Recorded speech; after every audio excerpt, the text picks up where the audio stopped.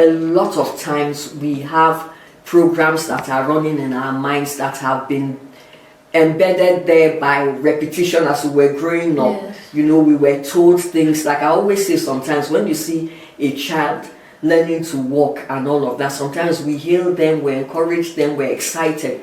But then the moment they begin to move all around and they're touching things, anything they do, we're like, stop it, don't do this, don't do. So they keep hearing, no, you can't do this. You hear children saying things like, oh, when I grow up, I want to be the president of Nigeria. And somebody, maybe the parent will say, is it people like you that will be president? Is it? So those things gradually get ingrained in our subconscious mind.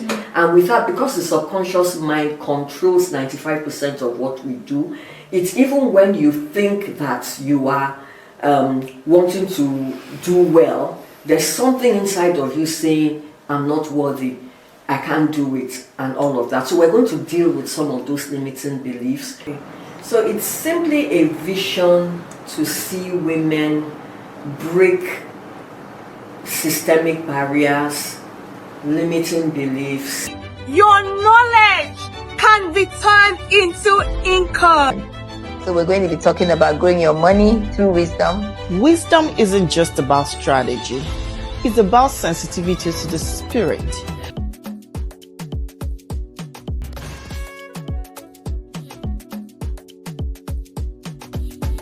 Hello, welcome to In and About on Click Niger channel. This program showcases events and businesses in and around Abuja. I am your host for Lashade Akinola.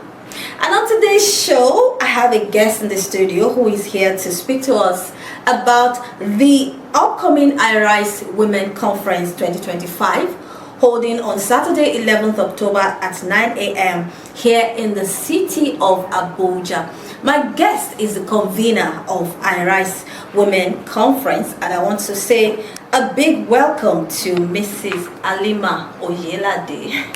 Thank you very much. Yeah, we are so glad to have you. Yeah, I'm happy to be here in this studio. All right, so we always have a vision, something that inspired you. What vision birthed iRise Women Conference? Okay, so it's simply a vision to see women break systemic barriers, limiting beliefs, and just be able to speak up boldly for themselves, live life, like dream without limits, and know that their dreams are valid, and live a purposeful and a fulfilling life. Okay, I like that. Live lives without limits. Yes. Because a lot of women are being, like caged, or like you just have a lead on them. Yeah. They are not allowed to express themselves. So this is what actually birthed the vision. Yeah, the vision to just see women do better, be more, do more, and have more. Okay, so the theme for this year is crowned with wisdom and empowered for wealth. What was this? Why was this theme chosen for this year's conference? Okay, so it was chosen because that was, what I felt. I'm a person of faith, and that was something I felt led to do, and working with women and seeing the fact that women struggle a lot financially. You could say that some men also struggle, but more often than not, it's women that have challenges like with financial inclusion. They have barriers when it comes to accessing finance. They don't get to access it as much as possible. They have challenges rising into bigger roles in offices and in corporate organizations, even running for political office. More often than not, also they don't have the resources to be able to allow them to compete favorably with men. So it's something, and then besides all of that, simply being able to live a good life. Like, I think everyone deserves to have a good life. Yes. So not everyone may want to be the richest person, the multi-billionaire, or all of that, but everyone is entitled to have a good home, like just live, send your children to good schools, have money, you're not afraid of the future because you're not certain, you're so scared of what will happen to me tomorrow because I don't have money, I have not built up anything. I don't have resources anywhere that can work for me or speak for me. So from what you just said now, what can attendees expect to gain from the conference? What are they expecting to gain? Oh, it's a whole lot. First of all, transformation. So one of the main things I have realized about women rising, whether it's financially, whether it's building wealth, building careers, running businesses successfully, or their homes, whatever it is the mindset. A lot of times we have programs that are running in our minds that have been embedded there by repetition as we were growing up. Yes. You know, we were told things like I always say sometimes when you see a child learning to walk and all of that, sometimes we hail them, we encourage them, we're excited. But then the moment they begin to move all around and they're touching things, anything they do, we're like, stop it, don't do this, don't do. So they keep hearing, no, you can't do this. You hear children saying things like, oh, when I grow up, I want to be the president of Nigeria. And somebody, maybe the parent will say, is it people like you that will be president? Is it? So those things gradually get ingrained in our subconscious mind. And with that, because the subconscious mind controls 95% of what we do, it's even when you think that you are wanting to do well, there's something inside of you saying, I'm not worthy, I can't do it, and all of that. So we're going to deal with some of those limiting beliefs. We're going to also look at it, we're also going to look at the wealth creation, the different levels of wealth creation, because there are different levels of wealth creation. The wisdom to create wealth can be a God-given gift. But if you do not have the understanding to apply that wisdom, you're not going to, like a lot of people have a lot of head knowledge about certain things, but they do not know how to turn it into practical things that can earn them money or can help them to live good lives, have good homes, you know, just build success generally. So, and of course, we also have a lot of knowledge. A lot of women have a lot of knowledge, they have skills, they have experience, they have worked in places, they have gone through things in life, and those things are very valuable, but many people think it's nothing. But there's somebody out there that wants, your story can help her. The skills you have, the knowledge you have can help her move from where she is to where she wants to go. And it's something you can monetize. So we're going to be talking about knowledge, monetizing your knowledge. We have one of our speakers talking about that as well. We're going to be talking about investments. We're going to have like a session for impartation, for prayers and all of that. So it's amazing. So who are those on your guest lists? Okay, on the guest list we have Steph Newby. Steph Newby is known as the Queen of Online Courses. She is the founder of the Knowledge is Your New Gold movement, and the other person we have is Orga. Orga is the Managing Director of ARM Investments, and then we have Dr. Akunna Adejuwon, and she is the Co-National Director of rhema Bible Training Institute Nigeria, and she's also a medical practitioner. She's actually a ophthalmologist, and so she runs her practice also, and she's able to manage all that. Yes, I believe these are amazing guests. And myself, of course. Yes. Your last guest, I've had the opportunity of sitting in a conference where she was, and I knew she was actually a woman on fire. So people should expect amazing things from her. It's gonna be hot. Okay, so where can people register or get more information, and how can they prepare their hearts and minds ahead for the event? Okay, so it's 0816 043 1260. So that is the phone number. You can just speak up on WhatsApp, and then we'll get back to you with the registration link. And you can also find me on Instagram and Facebook, or even LinkedIn at Halima Oyelade, and just comment, speak up, or iRise, any of them, and we would send you the link.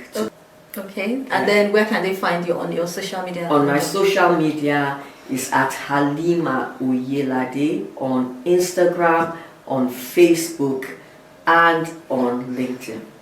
Okay, so let's still talking about the theme of the event. Why is it important for women to embrace both spiritual and financial empowerment in today's world?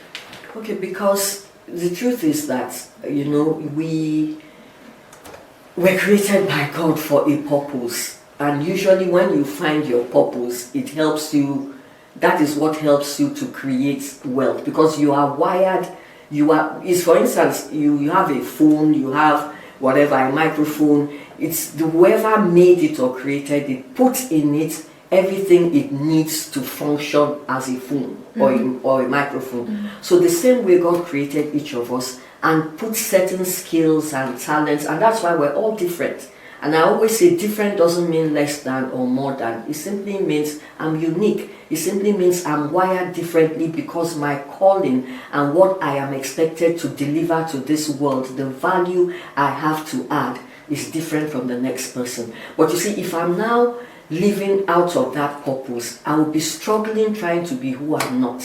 When it's just like when you take a fish, for instance, if you put a fish and you put it on dry ground, you see it struggling, looking yes, out of water, because that's not its natural habitat. Yes. But see, you put it inside water, and then you see the genius of the fish. You see it's gliding, it's moving fast, and all of, and that's how it works with us. So if you're not doing what you are called to do, and that's where the spiritual part, the knowing what, okay, why am I here? Really, why am I just supposed to live and die and not, what's my contribution? What would be said after me? But you cannot make that impact if you're in the wrong space, because you're going to keep struggling, and you're not, because what you're wired to do comes to you naturally.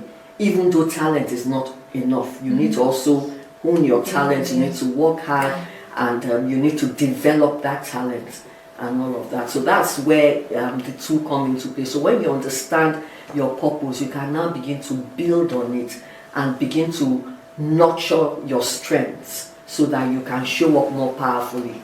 Okay, is it true that your pain is your purpose? Is it true that something that frustrates you is where you find your purpose? Is it true? I think it could be one of the things, in the sense that not necessarily, so if somebody maybe goes through the pain of abuse, it's not necessarily their purpose. Like, it's not necessarily, I don't think God created anybody to go into that, but people do things. But things that you see and it hurts you. Like, you see something and you're like somebody that sees injustice and everybody else has forgotten about it and moved on, and the person is still, why did they do this? Why did this happen? It shows you that there's something about, maybe you're called to be somebody that would be an advocate, somebody that would have like a civil society movement, an NGO, about a lawyer or something like that, you know. So sometimes looking at some of the things we like, what makes you happy, what makes you sad, what makes you cry, what makes you laugh, some of those things can be indications of your purpose. Okay, thank you.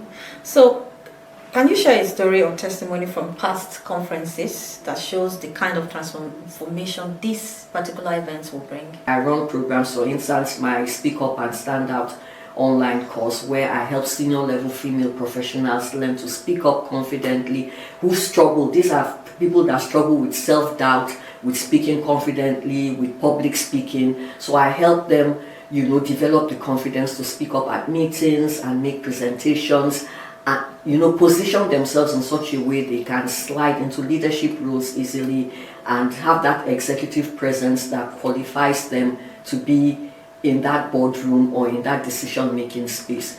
And some of the people that have attended, some of the transformation, I remember the last cohort I had, one of the people that was on that particular course for that, it's a 6 weeks program, and she was like, you know, because it's practical, because for you to speak up, so I'll give you like, okay, you need to do this, when is your next meeting, you need to do this, this is what you need to do.